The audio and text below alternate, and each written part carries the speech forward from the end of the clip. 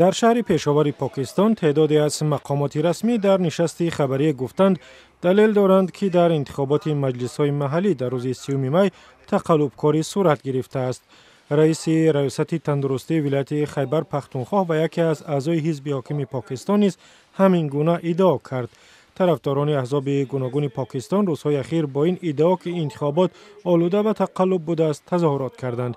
انتخابات مجلس‌های محلی در پاکستان سبب جنجال و مناقشه شد و در این مناقشه‌ها 20 نفر کشته 50 تن دیگر مجروح شدند.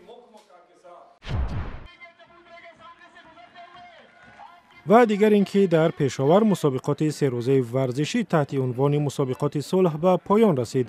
حدود 1000 ورزشگر از قبیله‌های 7 ناحیه شهر در مراسم خاتمه مسابقات همراه با سرایندگان و نوازندگان شرکت کردند.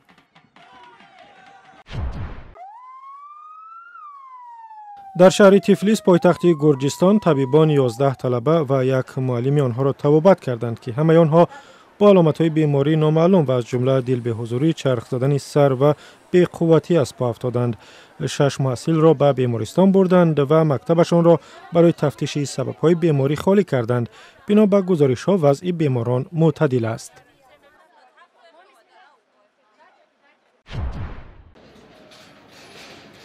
و در یک گذرگاه مرزی قزاقستان و قرقیزستان ساکنان محله‌های نزدیک رانندگان پایگای بین المللی ماشین سواری را استقبال گرفتند که مدت 10 روز در کشورهای آسیای مرکزی صورت می‌گیرد.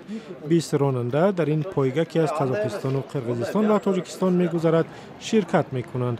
با گفته برگزار کنندگان این مسابقات هدف از پایگاه مساعدت به ساختمان راه‌های نو و همکاری بیشتر در میان کشورهای منطقه است.